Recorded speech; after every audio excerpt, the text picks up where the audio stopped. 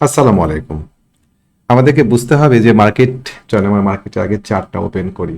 তার আগে একটু বলে নিই, অনেকেই বিভ্রান্ত হন বা অনেকেই জিজ্ঞাসা করেন কোন দিনের ভিডিওর নিচে যেন তারিখ লিখে দিই। যেদিনকে এই ভিডিও পোস্ট হয় সেটা সেদিনকার ভিডিও। তারপরেও আমি আপনাদের সুবিধার জন্য বলে দিই আজকে 23শে জুন। তো ঠিক আছে, চলেন আমরা আমাদের ভিডিও শুরু করি। তো যেটা বলছিলাম আর কি, গতকালকে একটা ভালো পতন, প্রায় 85 পয়েন্টের একটা পতন, তারপরে আজকের একটা উত্থান, 51 পয়েন্টের একটা উত্থান। অনেকেই হয়তো এটা প্রত্যাশা করেননি। আসলে আমাদেরকে বুঝতে হবে যে মার্কেটের ধস কোনটা আর স্বাভাবিক হেলদি কারেকশন কোনটা। আমরা কোনো অবস্থাতেই মার্কেটে এখন ধস আশা করছি না। মার্কেটে যদি ধস আসার সিচুয়েশন থাকতো বা যদি এরকম পরিস্থিতি হতো, তাহলে পারে গত ফেব্রুয়ারি মার্চ মাসে সেটা করে দেওয়া যেত, কিন্তু সেটা হয়নি। এবং এটার পিছনে কিছু টেকনিক্যাল যুক্তি আছে। এই কথাটা আমি এমনি এমনি বলছি না, চলেন আমরা যুক্তিগুলোকে একটু খুঁজে দেখি। আমরা যদি দেখি চার্টে, তাহলে পারে গত 2021 সালের পরে মার্কেট একটা ডায়াগোনাল রেজিস্ট্যান্স ব্রেকআউট করেছে। কততে ব্রেকআউট করেছে এই রেজিস্ট্যান্স ব্রেকআউট করেছে মার্কেট 5450 প্লাস মাইনাস এরকম জায়গাতে। এরকম একটা জায়গা দখল করে নেওয়ার পরে মার্কেট আবার আবার পতনে চলে যাবে, এটা কি বিশ্বাসযোগ্য কোনো ঘটনা হলো? আমরা কি কারেকশনটাকেও বুঝবো না? আমরা কি ভয় পাবো? মার্কেটের এখানে একটা বাধা আছে 5600 এরকম জায়গাতে। এই বাধাতে আমরা মার্কেটকে বিগত 2 বছরে বাধা পেতে দেখেছি। এইটা 2024-এর সময়, এইটা 25শে সেপ্টেম্বর, এইটা 26শে মার্চ, এপ্রিলে, সেই সময়টাতে এখানে এসে মার্কেট একটু থামতেই পারে। তাই বলে আমরা আমাদের পোর্টফোলিও ফাঁকা করে দিব, পোর্টফোলিও অর্ধেক ফাঁকা করব। আমি আমার পোর্টফোলিওর একটা শেয়ারও সেল করিনি। ডায়াগোনাল রেজিস্ট্যান্স ব্রেকআউট করেছে আমাদের এখানে একটা রেজিস্ট্যান্স লেভেল আছে। এই রেজিস্ট্যান্সটা পার করতে পারলে তো মার্কেটের সামনে অনেকখানি স্পেস, কতখানি স্পেস সেটা দেখাই আপনাদেরকে আমি, তাহলে পরে বিষয়টা আরো স্পষ্ট হবে। মার্কেটের সামনে আমাদের অনেকখানি জায়গা আছে। মার্কেটের সামনে আমাদের মোটামুটি, আমরা যদি এই রেখাটাকে টানি, তাহলে পরে আমাদের সামনে মার্কেটের গতি স্পেস আছে 5700, 6700, 6800 এই লেভেলে। আমরা মার্কেটকে আশা করছি আপনার 26-এর শেষে, 27-এর মাঝামাঝি, ধরেন 27-এর শেষেও যদি আসে, আমি কি খুব বেশি প্রত্যাশা করছি? মাত্র 1200 পয়েন্ট। এই 1200 পয়েন্ট আমরা 1000-1500 পয়েন্টের মার্কেটের মুভমেন্ট কিন্তু খুব কঠিন কিছু না। এটা আমরা প্রত্যাশা করছি সামনে এরকম মার্কেট আমরা পাবো। আমরা আমাদের শেয়ারগুলোকে বাছাই করব, সম্ভাব্য ভালো শেয়ারগুলোতে এন্ট্রি নেওয়ার চেষ্টা করব। আমাদের কাজটা হচ্ছে এইটা, আমরা সঠিক কাজ করব। আমরা প্রতিবারই সঠিক কাজ করব। এই ধরনের ছোটখাটো মার্কেট পতনে যদি আমরা ঘাবড়ায় যাই, কালকে আমার ভিডিওতে আপনারা অনেকেই মন্তব্য করেন, মন্তব্যগুলো দেখি আপনারা কিন্তু বেশি নির্দয় মন্তব্য করার ক্ষেত্রে, একটুও মার্সি করেন না। একজন লিখেছেন যে আপনি 2 দিন পরে এসে এরকম একটা ভিডিও দিচ্ছেন, মার্কেট ভালো ভালো হবে, সব ওষুধেরই কি একই ট্রিটমেন্ট হয়? ভাই, আমাদেরকে বুঝতে হবে যে অসুখটা আসলে কোথায়, তাহলে পরে আমরা সঠিক ট্রিটমেন্টটা দিতে পারবো। মার্কেট ধসের সময় যেমন আমরা জোর করে ধরে রাখবো না কোনো শেয়ার, ঠিক তেমনিভাবে মার্কেটের হেলদি কারেকশনগুলোতেও আমরা ভয় পাবো না। আমরা স্বাভাবিকভাবে এই শেয়ারগুলোকে ধরে রাখার চেষ্টা করব। আমার ঠান্ডার একটা প্রবলেম হয়েছে, মানে ঠান্ডা সর্দি লেগেছে আর কি। তো যাই হোক, তো চলেন আমরা কয়েকটা শেয়ার নিয়ে আলোচনা করি। মার্কেট নিয়ে মোটামুটি আপনাদেরকে আমি দেখালাম যে সম্ভাব্য কোথায় মার্কেটকে আমরা আশা করছি। 26-এর শেষের দিকে, 27-এর মাঝামাঝি সময় আমরা প্রায় 6800 এরকম জায়গাতে মার্কেটকে আশা করছি। মার্কেট হয়তো এটা ব্রেক করলে পারে আরও উপরে যাবে। বিগত প্রায় 2010 সালের পর থেকে মার্কেট এই ট্রায়াঙ্গেলের মধ্যেই বন্দী হয়ে আছে।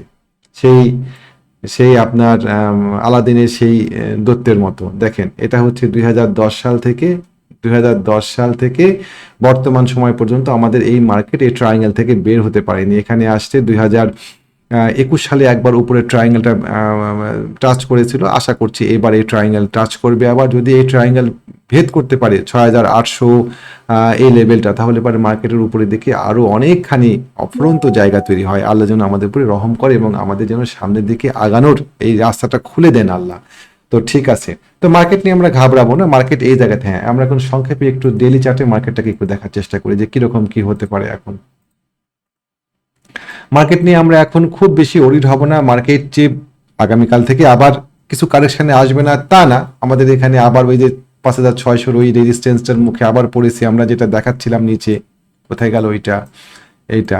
তো এইটা একটা রেজিস্ট্যান্স লেভেল, এই রেজিস্ট্যান্স লেভেলে আগামীকালকে মার্কেট হয়তো এখানে একটু থামবে, এখান থেকে একবারে ফেরে ফুরে উপরে চলে যাবে, না যাক, আমরা ঘাবড়াবো না। মার্কেট মোটামুটি 5,400, 5,450 থেকে 5,650, এই 200 পয়েন্টের মধ্যে আগামী 5-7 দিন 10 দিন যদি ঘুরপাক খায় আমরা মোটেও বিচলিত হব না, আমরা চিন্তিত হব না, এটা হবে হেলদি কারেকশন। মার্কেট এখানে হোক এরকম, দেখেন ওটা টান দিচ্ছি, মার্কেট এখানে এখানে এখানে একটু অ্যাকুমুলেট করুক, রিঅ্যাকুমুলেট করুক, এই শক্ত রেজিস্ট্যান্সের লেভেলে মার্কেট অনেক সময় রিঅ্যাকুমুলেট করে, এরকম এখানে অনেক সময় রিঅ্যাকুমুলেট করে মার্কেট ব্রেকআউট করুক, সেটা সাস্টেনেবল হবে, সেটা স্থায়ী হবে। তো আমরা খামাখা মার্কেট নিয়ে প্যানিকড হব না, আমরা মার্কেটে সঠিক শেয়ারগুলোতে ধরে থাকবো। আমরা নতুন কয়েকটা শেয়ার নিয়ে চলেন আলোচনা করি এবং আমরা মার্কেটকে দেখার চেষ্টা করি এই শেয়ারগুলো দিয়ে। প্রথমে আমরা দেখব হচ্ছে বিডিকম। গতকালকে ভিডিওতে বিডিকম নিয়ে আমরা আলোচনা করেছিলাম যে বিডিকম ভালো হতে যাচ্ছে, বিডিকম ভালো একটা শেয়ার। কেন আমরা বিডিকমকে ভালো বলবো বলেন, আমাকে একটু গুছাই নিতে দেন, আমি একদম অপ্রস্তুত অবস্থাতে আসছি, সব মুছে দিই আমরা, এটা ভালো হবে। তো আমরা কেন বিডিকমকে গুরুত্ব সহকারে বিবেচনা করছি, সামনে ভালো হতে পারে এরকম মনে করছি? প্রথমত আমরা যদি চার্টে সাপ্লাই এবং ডিমান্ড এই এরিয়াটা বের করতে পারি তাহলে পরে আমাদের কাজ কিন্তু অর্ধেক হয়ে যায়। তো আমরা প্রথমত দেখব যে বিডিকমের সাপ্লাই এবং ডিমান্ড এরিয়াটা কোথায় আছে। চলেন আমরা একটু দেখি সাপ্লাই এবং ডিমান্ড এরিয়াটা কোথায় আছে। বিডিকমের সাপ্লাই এবং ডিমান্ড এরিয়া স্পষ্টতই এইখানে আছে। ও বেশ কয়েকবার এই জায়গাতে সাপোর্ট পেয়েছিল, পরবর্তী পরে যখন এটা ভেঙে গিয়েছে আমরা এটাকেও ধরতে পারি, যেখানে পারেন একটু গ্যাপ আছে, এখানে উঠে গিয়ে খুব পাওয়ারফুল শক্তি ক্ষমতা নিয়ে গিয়েও সে এখানে বাড়ি খেয়ে পড়ে গিয়েছে, এটা সে উদ্ধার করার চেষ্টা করছে এই জায়গাটা। সেটা কত? সেটা হচ্ছে আমাদের 31 টাকার কাছাকাছি। এবার চলেন আমরা ডেইলি চার্টে যাই। এখন এই জায়গাতে সে রিটেস্ট করতে আসছে, আমরা এখানে বাই দিব, আমাদের একটা স্টপ লস পয়েন্ট ধরে রেখে। কালকে এটাই বলেছিলাম, যারা কিনতে পেরেছিলেন আজকে এই জায়গাতে 31 টাকার এই আশেপাশে 31 টাকা 10 পয়সা 20 পয়সা, তারা আশা করি একটা ভালো প্রফিট পাবেন। যদি এই শেয়ারটা সামনের দিকে আগায় তাহলে পরে অনেকখানি স্পেস আছে, 10% থেকে 20%-এর একটা গ্যাপ তো ও ইনশাল্লাহ দিয়ে দিবে, আল্লাহ রহম করুক আমাদের প্রতি। বিডিকম, তারপরে সিনো। সিনো বাংলাটা ওপেন ছিল আমাদের ফেসবুক পেজে, এটা নিয়ে কত কথা শুনতে হয়েছিল আমাকে, তাই না, যে শেয়ারটা বাড়ে না কেন। আপনাদেরকে ভাই, আপনি কিছু টাকা ব্যাংকে রাখবেন, সেই টাকা থেকে 10% প্রফিট পাবেন 1 বছর পর। আর একটা শেয়ার কিনে যদি আপনি ওটাকে একটু রাখতেও না চান, কেনার পর পরে যদি 3 দিনের পরে যদি প্রফিট পেতে চান তাহলে তো মুশকিল। সিনো বাংলা একটা চমৎকার সাপ্লাই এবং এই যে যেটা বলছিলাম বিডিকমের ক্ষেত্রে, যদি সাপ্লাই এবং ডিমান্ড এরিয়া আমরা বের করতে পারি তাহলে কাজ অর্ধেক হয়ে যায়। বিডিকম সিনো বাংলা চমৎকারভাবে এই 51 টাকা 50 পয়সা এই জায়গাতে একটা সাপ্লাই এবং ডিমান্ড ছিল, চমৎকারভাবে সে ব্রেকআউট করে এবং ব্রেকআউটটার ক্যান্ডেল, ব্রেকআউটের সময় কেমন ভলিউম হচ্ছে, ব্রেকআউটের আগে সিচুয়েশনগুলো কী ছিল, এগুলো আমাদেরকে বিবেচনায় নিতে হবে। বিবেচনায় নিয়ে আমার কাছে মনে হয়েছিল সিনো বাংলা যে এপ্রিল মাসের 23 তারিখে এটা একটা ভ্যালিড ব্রেকআউট হয়েছে এবং এখানে শেয়ার যদি আমরা কিনি তাহলে পরে আমরা এখানে প্রফিট করতে পারবো, আমাদের ট্রেডটা প্রফিটেবল ট্রেড হবে। তারপরেও আমরা প্রতিটা ট্রেডেই স্টপ লস সেট করে রাখবো যে কোথায় আমাদের স্টপ লস হতে পারে সম্ভাব্য। আমরা এখানে শেয়ারটাতে এন্ট্রি পয়েন্টের জন্য ওপেন কল ছিল ফেসবুক পেজে, যারা আমার ফেসবুক পেজ দেখেন তাদের হয়তো মনে আছে যে আমরা এটা ওপেন পোস্ট দিয়েছিলাম 52 টাকা 20 পয়সা 30 পয়সা এরকম জায়গাতে। মোটামুটি ভাবে 2 মাস পরে আজকে সে আমাদেরকে চমৎকার, আমরা যদি প্রফিট দেখতে চাই তাহলে পরে আমাদের আজকে প্রফিট দেখাচ্ছে 14%। তো 2 মাস পরে 14% প্রফিট, যেটা মান্থলি প্রায় 7% দাঁড়ায়। যদি আপনি সন্তুষ্ট হতে না পারেন তাহলে পরে আসলে কিছু করার নাই। চমৎকার। এবং এই শেয়ারটার একটা মজার ঘটনা আছে, সিনো বাংলা যদি আনলিশ হয় তাহলে এই শেয়ারটা লাইফ হাই উঠে যাবে। কততে লাইফ হাই উঠবে? আমরা এই শেয়ারটাকে লাইফ হাই ধরবো মোটামুটি এরকম জায়গাতে উঠলে পারে, মাথার উপরে এরকম জায়গাতে আর কোনো ভলিউম নাই, একে চ্যালেঞ্জ করার মতো আর কেউ নাই, উপরে অনেক উপরে উঠে যেতে পারে।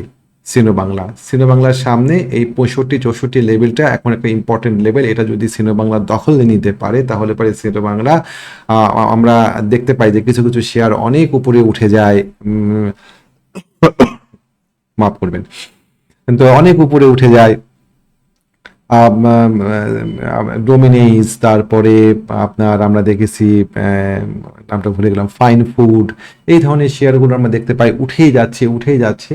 মেবি সিনো বাংলা 65 যদি দখল করতে পারে সেরকম মুভমেন্ট দেওয়ার সক্ষমতা রাখে। তো চলেন সিনো বাংলার পরে আমরা নেক্সট শেয়ারে যাই, কেডিএসএ এলটিডি। কেডিএস এর আমাদের সবচাইতে ইম্পর্টেন্ট জায়গাটা হচ্ছে চার্টে 50 টাকা 10 পয়সা। ওকে, তাহলে আমরা এখন 50 টাকা 10 পয়সা লোকেট করেছি। আমরা এখন কি করব, আমরা এখন কেডিএস কে ডেলিতে নিয়ে আসবো। 50 টাকা 10 পয়সা আমরা দেখিয়ে দিয়েছি, এটা ইম্পর্টেন্ট জায়গা। এখন এখানে ডেলিতে এসে হয়তো একটু কম বেশি হচ্ছে, হোক, ওকে ফাইন। চমৎকার ব্রেকআউট হয়েছে, ব্রেকআউট রিটেস্ট হয়েছে। আমরা এখন সঠিক কাজটা করব। আমি আবারও বলি, বারবারই বলি এই কথা, যে আমরা প্রতিবার সঠিক কাজ করব। সঠিক কাজ করার পরে যদি লস আমাদের হয় সেটা মেনে নিতে হবে, এটাই ব্যবসার অংশ। আমরা ভুল কাজ করব না, আমরা ভুল জায়গায় শেয়ার কিনবো না। শেয়ার ব্যবসা হচ্ছে সঠিক সময়ে সঠিক জায়গায় পরিমিত মাত্রায় শেয়ার কিনা। আমরা আমাদের শেয়ারের সবগুলো টাকা দিয়ে, আমার পোর্টফোলিওর সবগুলো টাকা দিয়ে একটা শেয়ার যেমন কিনবো না, তেমনি আমরা ভুল জায়গাতেও শেয়ার কিনবো না। তো কেডিএসির এই 49 টাকা এই লেভেলটা ছিল সঠিক জায়গা শেয়ার রি এন্ট্রি দেওয়ার ক্ষেত্রে। আমাদের স্টপ লস খুবই ছোট্ট হতো, 48 টাকার নিচে একটা ছোট্ট স্টপ লস দিয়ে, সুইং লো নিচে স্টপ লস দিয়ে আমরা এখানে শেয়ার কিনতে পারতাম। উপরের দিকে অনেকখানি স্পেস আছে উপরে কেডিএসির। কতখানি স্পেস, চলে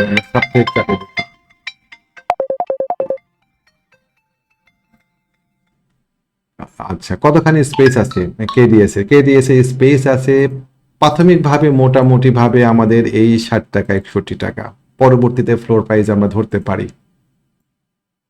চমৎকার। তাহলে পরে আমরা এই 10 টাকার প্রফিটের আশায় আমরা কেন কিছু ঝুঁকি নিব না এই জায়গাতে? চমৎকার একটা সিচুয়েশন ছিল কেডিএস এ। দ্বিতীয়ত, কেডিএস এ এখানে আমরা একটা ফ্ল্যাগ দেখতে পাচ্ছি, অনেকগুলো ক্রাইটেরিয়া ছিল। আমি যদি এখন পরিপূর্ণ বিশ্লেষণ করতে যাই ইয়া নিয়ে, এই কেডিএস নিয়ে বা শেয়ারগুলো নিয়ে, অনেক বড় হবে ভিডিও, আমি খুব বড় ভিডিও করতে চাচ্ছি না। অনেকগুলো ক্রাইটেরিয়া ছিল, এই ক্রাইটেরিয়াতে কেডিএস এখানে বাই দেওয়া যেত। সরি, আমার আবারও বলি, আমার ঠান্ডা লেগে আছে। তো যাই হোক, তো কেডিএস এই জায়গাতে খুব চমৎকার একটা পজিশনে ছিল। কেডিএস এর ডুপ্লিকেট পজিশন ছিল হচ্ছে বিডিকম, যেটা নিয়ে আলোচনা করলাম। কেডিএস এর ডুপ্লিকেট পজিশন ছিল সিমটেক্স। সিমটেক্স একটা চমৎকার সাপ্লাই এবং ডিমান্ড এরিয়া পার করে আছে। আমার এখানে আঁকানোই আছে, নতুন করে আমি আর আঁকাচ্ছি না। চমৎকার ব্রেকআউট হয়েছে এই এনগালফ ক্যান্ডেল। গতকালকে আমাদের ট্রেনিং ক্লাস চলছিল, ওখানে একজন পার্টিসিপেন্ট জিজ্ঞাসা করছিল যে ভাই, এখানে যে একটা এনগালফ ক্যান্ডেল হলো, এটাকে আমরা কিভাবে দেখছি ভাই? এটা দিয়ে রিটেস্ট করতে আসছে। রিটেস্ট ক্যান্ডেলকে আমরা এনগালফ ক্যান্ডেল হোক না ডার্ক ক্লাউড কভার হোক, ডার্ক ক্লাউড কভার দিয়ে রিটেস্ট করা কঠিন, ইনকাম ক্যান্ডেল হোক আর যেটাই হোক, আমরা এটাকে রিটেস্ট হিসাবে দেখছি। রিটেস্ট হিসাবে দেখে আমরা পরের ক্যান্ডেলের অপেক্ষায় থাকবো। এটা একটা চমৎকার জায়গা ছিল 26 টাকা 10 পয়সা এই জায়গাতে এন্ট্রি দেওয়ার। আমার স্টপ লস পয়েন্ট খুব ছোট হতো। ডেফিনেটলি আমাকে স্টপ লস পয়েন্টটা দেখতে হবে যে কোথায় আমার স্টপ লস হচ্ছে একটা শেয়ারের, এবং কতটুকু স্টপ লস হচ্ছে, এবং এটুকু স্টপ লস দিয়ে, এটুকু লস স্বীকার করে নিয়ে আমার সম্ভাব্য যে লাভ হবে সে লাভটা আমার দ্বিগুণ হচ্ছে কিনা। একে বলা হয় হচ্ছে রিস্ক রেওয়ার্ড রেশিও, 1:2, একটা চমৎকার রিস্ক রেওয়ার্ড রেশিও। যদি 1:3 হয়, 4 হয়, তাহলে তো কথাই নাই।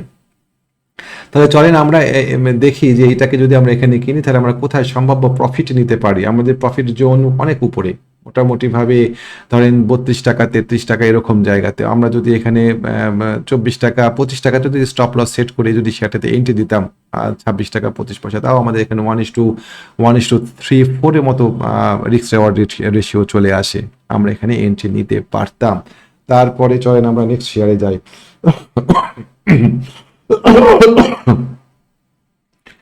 বিবিএস, বাংলাদেশ বিল্ডিং সিস্টেম, এটা নিয়েও গতকালকে আমাদের একটা ভিডিও ছিল। শেয়ারটা তার চমৎকার একটা সাপ্লাই এবং ডিমান্ড এরিয়া দখল করে নিয়েছে। শেয়ারটাতে আমাদের এখানে ট্রায়াঙ্গেল ব্রেকআউট করে উপরের দিকে উঠছে। সব কিছু মিলাই এটা একটা অপার সম্ভাবনাময় শেয়ার ছিল। আমরা এই শেয়ারটাকে ব্যক্তিগতভাবে, আমি এই শেয়ারটা একটু কমে এই কারেকশনটা হবে একটু কমে 13 টাকা 30 পয়সা এরকম জায়গাতে কেনার বহুত অপেক্ষায় ছিলাম। তারপরে সে আমাকে ফাঁকি দিয়ে উপরের দিকে উঠে গিয়েছে। আমি এই শেয়ারটা তারপরেও এন্ট্রি নেওয়া হয়েছে আমাদের 15 টাকা 20 পয়সা, 15 টাকা 30 পয়সা এরকম জায়গাতে শেয়ারটাতে এন্ট্রি নেওয়ার জায়গা ছিল। রিটেস্ট করতে আসছে, আশা করি এইটার সামনের দিকে অনেকখানি উপরের দিকে উঠার স্পেস আছে বিবিএস। তারপরে চলেন সিনো বাংলা নিয়ে কথা বলেছি, কয়েকটা জেড নিয়ে কথা বলি চলেন। আজিজ পাইপ, আজিজ পাইপ নিয়ে আমার পূর্বের ভিডিও গত 4-5 দিন আগে যে ভিডিওগুলো ছিল সেই ভিডিওতে আমি আজিজ পাইপকে দেখিয়েছি যে আজিজ পাইপের 80 টাকা লেভেলটা খুব ইম্পর্টেন্ট একটা লেভেল হয়ে গেল। হ্যাঁ, 80 টাকা লেভেলটা সিনো বাংলা আজিজ পাইপের খুবই ইম্পর্টেন্ট। এই 80-82 টাকা ধরেন, এই 80 টাকা লেভেল খুব ইম্পর্টেন্ট। এই 80 টাকার লেভেলে যতবার আজিজ এসেছে, আজিজ পাইপ এসেছে, ততবারই সে ডবল হয়েছে। যতবার এসেছে এক্সট্রিমলি সরি, ততবারই ডবল হয়েছে। এবং সবচেয়ে বড় কথা হচ্ছে আজিজ পাইপ যদি যখন 80 টাকা ভেঙে গিয়েছে, ভেঙে যাওয়ার পরেও সে ডবল হয়েছে নিচের দিকে, মানে 80 টাকা থেকে 40 টাকায় আসছে। আজিজ পাইপ এখন 40-80 টাকা পার করার বহু চেষ্টা করছে। দেখেন স্ট্রেট সাসপেন্ড হওয়ার ভয় আছে, এরকম যদি সে সে খুব সে তেজি ভাব দেখায়, তারপরেও এরকম মার্কেটে সামান্য একটু মার্কেট বাড়াতেই সে 80 টাকা লেভেলের কাছাকাছি চলে আসার চেষ্টা করছে। যদি 80 টাকা পার করতে পারে আজিজ পাইপ, তাহলে পরে আজিজ পাইপের জন্য 80 টাকা লেভেলটা হবে লো প্রাইস। লো প্রাইসটা হচ্ছে আপেক্ষিক, হাই প্রাইসটা লো প্রাইস হচ্ছে আপেক্ষিক। তো দেখা যাক আজিজ পাইপ এই 80 টাকা লেভেল পার করতে পারে কিনা। 80 টাকা লেভেল পার করতে পারলে আজিজ পাইপ আবার ডবল হয় কিনা সেটাও আমরা দেখবো ইনশাআল্লাহ। সাইপ পাওয়ার, সাইপ পাওয়ার, সাইপ পাওয়ার সেটাও দেখেন একই ঘটনা। ও সো সরি, সাইপ পাওয়ার একই একই অবস্থা দেখেন। ও সামান্য একটু সুযোগ পেয়েছে, সাইপ পাওয়ার আজকে মুভমেন্ট দিয়ে দিয়েছে। আমি আর ব্যাখ্যাতে যাচ্ছি না। ওরিয়ন ফার্মা, ওরিয়ন ফার্মা আমরা হোল্ড করছি, আমাদের পোর্টফোলিওতে ওরিয়ন ফার্মা আছে। ওরিয়ন ফার্মা আজকে চমৎকার মুভ দিয়েছে, ভালো ভলিউম পেয়েছে। আমাদের নিকটবর্তী টার্গেট 32 টাকা। তো মোটামুটি কথাই বলতে পারছি না। তো মোটামুটি ওরিয়ন ফার্মা নিয়ে আর ব্যাখ্যা না দিই, এটা চমৎকার একটা শেয়ার ছিল। যারা আজকে শেয়ারটা কিনতে পেরেছেন, একটা ব্রেকআউট হওয়ার পরে তারা নিশ্চয়ই এখান থেকে একটা ভালো প্রফিট পাবেন। ব্রেকআউটটা কোথায় হয়েছিল? আমাদের এখানে ব্রেকআউটটা হয়েছিল মোটামুটি ভাবে এই শেয়ারটাতে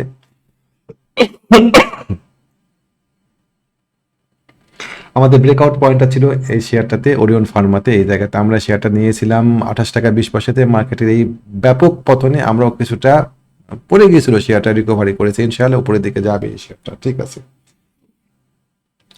এরপরে চলেন আর একটা শেয়ার নিয়ে আলোচনা করা যেতে পারে। অলিম্পিক, অনেকগুলো শেয়ার আছে।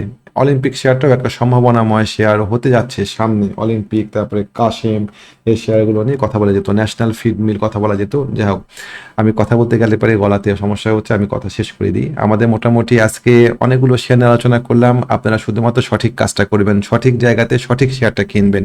ভুল জায়গাতে শেয়ার কিনে আমরা যদি লস করি, সেই লসটাকে কখনোই মেনে নেওয়া যায় না। কিন্তু সঠিক জায়গাতে শেয়ার কিনেন, যদি আপনি 10 বার শেয়ার কিনে 4 বার লস হয়, যদি 6 বার আপনি লাভ করেন, যদি 1:2 রিস্ক রেওয়ার্ড রেশিও থাকে, দেখবেন আপনার কাছে অনেকগুলো টাকা থাকবে প্রফিট শেষে। আমরা এই কাজটা করব, আমরা ট্রেড প্ল্যান করব, কোথায় একটা শেয়ার কিনছি, কতগুলো শেয়ার কিনবো, কতগুলো শেয়ার কিনলে পরে আমার স্লিপিং পয়েন্ট ঠিক থাকবে, আমি যে শেয়ারটা কিনছি সেটা সঠিক জায়গায় কিনছি কিনা, চার্টের সাপ্লাই এবং ডিমান্ডটা কোথায়, চার্টের জোনটা কোথায়, সুইট স্পটটা কোথায়, চার্টে কোথায় স্মার্ট মানি আছে, ক্যান্ডেলগুলো আমাদেরকে কি বলছে, ক্যান্ডেলের সাথে ভলিউমের কি সম্পর্কটা আছে, সেটা আমরা যদি বুঝ করতে পারি।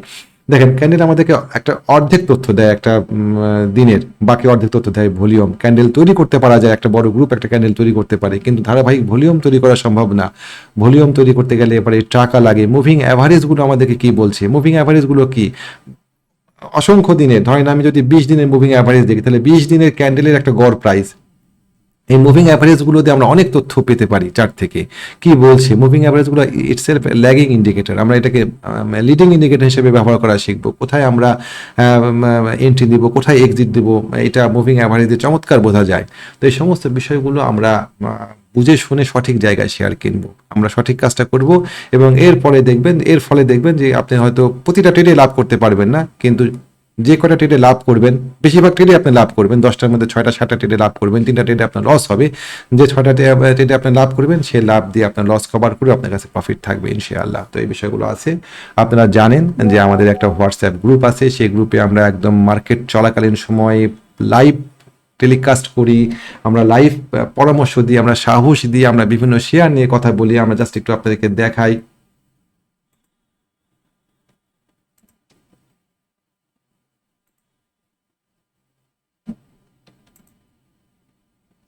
আমরা আজকে কি কি করলাম সেটা দেখাই। আমরা আজকে ট্রেড চালুকালীন অবস্থাতে আমরা ইন্ডেক্স নিয়ে একটা